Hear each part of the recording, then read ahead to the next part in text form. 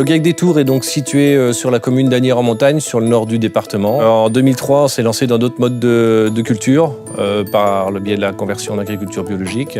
Donc on est parti sur un domaine de luzerne séchée que nous vendons directement chez les éleveurs, principalement en Bourgogne-Franche-Comté et également sur la Suisse. Donc on est resté sur un créneau de qualité depuis qu'on est parti sur l'agriculture biologique. Donc au fil du temps, il y a eu des agrandissements qui se sont faits.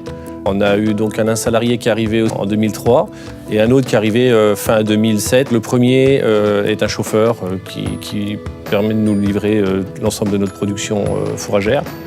On a un troisième associé, donc Pierre, le fils d'Hervé, qui est arrivé en 2018 pour renforcer un peu l'équipe.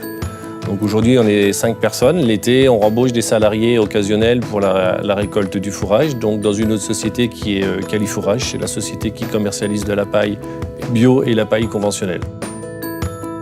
Suite aux différents agrandissements qu'on a eus au cours des dernières années, avec la surface qu'on a aujourd'hui, 650 hectares, on a environ 200 hectares de luzerne. Nous avons donc investi dans cet hangar. On a une surface d'environ 1900 mètres carrés. Et ensuite, on a aussi mis en place un système de récupération d'énergie solaire, c'est-à-dire que l'air passe sous le toit. Et la journée, on arrive à sécher le fourrage sans énergie extérieure. C'est que le rayonnement solaire qui arrive à chauffer l'air qui est propulsé dans les hôtes. On s'est inspiré du séchage en grange qui se fait dans les régions montagneuses. On préserve aussi la qualité du foin puisqu'on fait un séchage à basse température. C'est-à-dire que c'est un séchage qui est au maximum à 40 degrés, donc ce qui permet de préserver les vitamines et tous les minéraux qui sont présents dans le fourrage.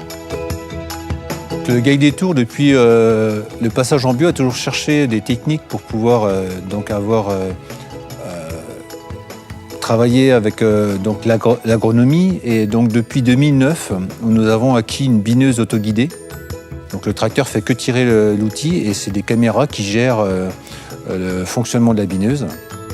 Nous, sur l'exploitation, nous binons toutes nos cultures, que ce soit toutes les céréales, le tournesol. Nous avons comme objectif de réintroduire aussi sur l'exploitation le maïs.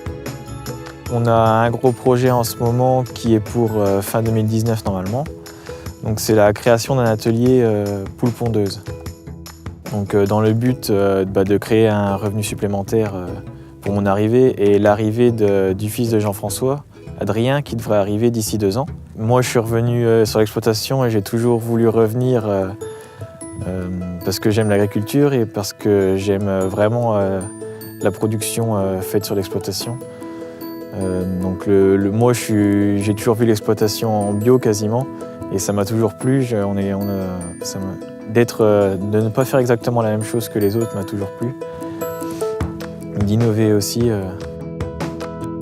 Et franchement, aucun regret d'être parti dans ce mode de production depuis les années 2000.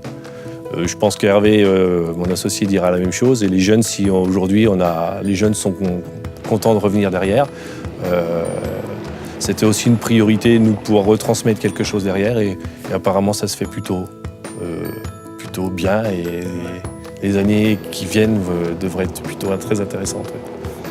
La Banque Pop, c'est vrai qu'elle nous a soutenus dans le projet puisque c'est elle qui a financé le dernier investissement dans ce bâtiment-là.